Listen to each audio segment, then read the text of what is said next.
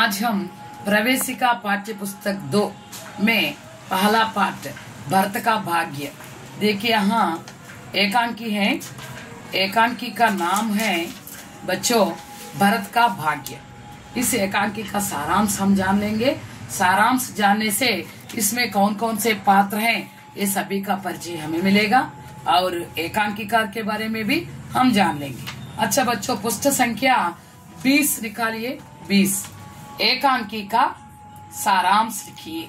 देखिए, डॉक्टर एकांकीकार का परिचय। डॉक्टर रामकुमार वर्मा का जन्म मध्य प्रदेश के सागर जिले में 15 सितंबर 1905 में हुआ। డాక్టర్ రామకుమార్ రాసారమ్మ ఈ ఏకాంకిని.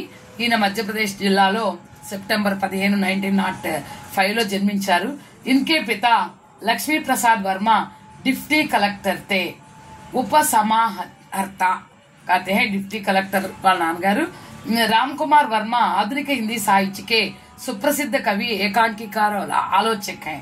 ఈయన మంచి కవి, రచయిత, తర్వాత విమర్శకుడు కూడా. आधुनिक हिंदी एकांकी के जनक रामकुमार वर्मा ने ऐतिहासिक, सांस्कृतिक, मनोवैज्ञानिक, सामाजिक और साहित्यिक विषयों पर 150 से अधिक एकांकी लिखे हैं. చూసారా, ఏకాంకి लिखी है.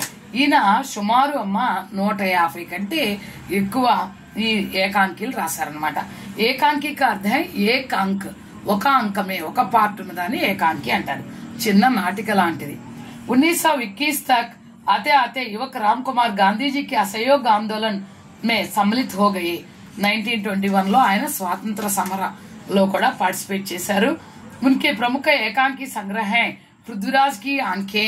ఆయన రాసినటువంటి నాటకల్లో పృథ్వీరాజ్ కి ఆంఖే, रेशमी टाई, 4 ऐतिहासिक एकांकी, रूप रंग आदि. 1963 में भारत सरकार ने आपको पद्म भूषण की उपाधि से अलंकृत किया. 1963 లో ఆయనకి పద్మభూషణ్ వచ్చిందమ్మా. डॉक्टर रामकुमार वर्मा. देखिए बच्चों सारांश. 14 साल का वनवास पूरा हो जाने के बाद राम सबके साथ अयोध्या लौटने वाले थे. 14 సంవత్సరాల వనవాసం పూర్తి చేసుకున్న తర్వాత రాముడు అందరితో పాటు అయోధ్యకి తిరిగి వచ్చేవాడే. ఇస్సే భరత్ అత్యంత భావుక్ और ఆనందమై रहता है. ఇలా తిరిగి వస్తే భరతుడికి చాలా ఆనందంగా, చాలా బాగుండేది. भरत अपने मंत्रीगण सुमंत, जयंत और सिद्धार्थ को याद दिलाते हैं कि श्री राम की वनयात्रा कल समाप्त हो रही है. ఈ సందర్భంలో భరతుడు అందరికీ ఆనందంగా చెప్తున్నాడు. ఏమని? అన్నయ్య యాత్ర వనవాసం సఫలమైపోయింది, రేపటితో తిరిగి వచ్చేస్తారు అన్నయ్య. उनके लौटने के बाद उनके राजकोष में वृद्धि करके उन्हें सौंपनी होगी. ఆయన రాగానే చక్కగా రాజ్యాన్ని అభివృద్ధి చేసి ఇచ్చేసేయాలి. मंत्रीगण के जाने के बाद भरत अपने आप को धिक्कारता है कि उन्हीं के कारण श्री राम को कष्ट भोगना पड़ा. ఇలా చెప్తూ మంత్రులు వెళ్ళిపోగానే తనని తాను తిట్టుకుంటూ ఉంటాడు భరతుడు. అయ్యో నా మూలంగానే కదా అన్నయ్య ఎన్ని కష్టాలు పడ్డాడు. जो पादुकाएं राम के पैरों को जंगल में कांटों से बचा रही थी वे भी अपने कारण श्री राम से दूर हो गई. ఏ పాదుకలైతే అన్నయ్య కాళ్లకుండి అడవిలో ముళ్ళు గుచ్చుకోకుండా కాపాడతాయో ఆ పాదుకలు కూడా నా మూలంగానే దూరం అయిపోయినాయి అని బాధపడుతున్నాడు. బేబీ अपने कारण श्री राम से दूर हो गई. जब वो आत्मग्लानि से परेशान हो रहा था तब उनकी पत्नी मांडवी उन्हें समझाती है. ఎప్పుడైతే తను ఆత్మగ్లానితో తను తానే తిట్టుకుంటూ ఉన్నాడో, తను తానే దోషిగా అనుకుంటూ ఉన్నాడో అదే టైంలో భార్య మాండవి అక్కడికి వస్తుంది. भरत श्री राम के आने की सूचना न मिलने के कारण चिंतित रहता है. భరతుడు ఇంకా ఏంటి అన్నయ్య రావట్లేదు ఈ వార్త రాలేదని బాధపడుతూ ఉంటాడు. इनकी चिंता को देखकर मांडवी भरत से रात को देखे स्वप्न के बारे में बताती है. ఆయన బాధను చూసి భార్య రాత్రి కల గురించి వర్ణిస్తూ ఉంటది. स्वप्न को सुनने के बाद भरत कहता है कि उस स्वप्न श्री राम के आने की बात को सूचित करता है. స్వప్న కళ అంతా అయిన తర్వాత అమ్మయ్య ఈ కళ మూలంగా అన్న తిరిగి వస్తున్నాడు అనే విషయం నాకు అర్థం అవుతుంది అంటాడు. यह सुनकर मांडवी कहती है कि श्री राम अवश्य लौट कर आएंगे. తప్పనిసరిగా శ్రీరాముడు వస్తాడు అని చెప్పి భార్య మాండవి చెప్తుంది. భరత్ मन ही मन यह निश्चय कर लेता है कि श्री राम वनवास पूरा करके वापस लौट नहीं आएंगे तो वह अपने जीवन को समाप्त कर लेगा. భరతుడు మనసులోనే అనుకున్నాడు, ఒకవేళ అన్నయ్య తిరిగి రాకపోతే ఈ భరతుడు కూడా చనిపోవడానికి సిద్ధంగా ఉంటాడు, తన జీవితాన్ని ముగించేస్తాడు, చచ్చిపోతాడు అని చెప్తా ఉంటాడు, అనుకుంటూ ఉంటాడు మనసులో। श्री हनुमान दूत बनकर आता है और भरत को यह संदेश देता है कि श्री राम रावण को मारकर भगवती सीता और लक्ष्मण के साथ अयोध्या लौट रहे हैं। హనుమంతుడు వచ్చేస్తాడు, ఒక దూతలాగా వచ్చేసి భరతుడికి ఈ సందేశాన్ని ఇస్తాడు। ఏమని?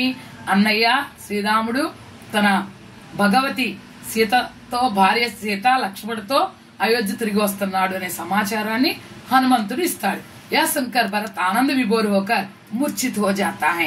वार्ता विनंगाने आनंदंतो मूर्छिल्लिपोताडु। होश में आने के बाद भरत मांडवी से कहता है कि सभी माताओं को यह शुभ समाचार देना है कि श्री राम 14 वर्ष की वनयात्रा समाप्त करके लौट रहे हैं। వెంటనే అమ్మలందరికీ శుభవార్త వినిపించు, మన శ్రీరామచంద్రుడు 14 సంవత్సరాల వనవాసాన్ని ముగించుకుని తిరిగి వస్తున్నాడు అని। हनुमान के जाने के बाद भरत शत्रुघ्न को बुलाकर श्री राम के स्वागत की तैयारी करने के लिए कहता है।